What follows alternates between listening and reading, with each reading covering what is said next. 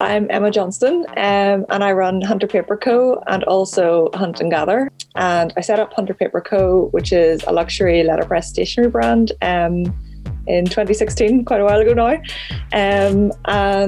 So I bought a letterpress printer and just started producing greetings cards and different things. That's kind of grown from there.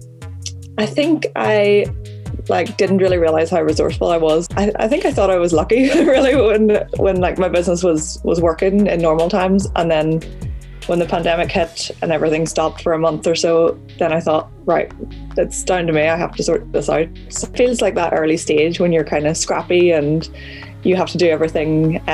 You would do anything. It doesn't matter. You don't really care what you're doing as long as you're growing your business. And that's definitely kind of come back into my thinking about my business now. So yeah, it's quite nice just to not get stuck in your ways and keep that scrappy mentality.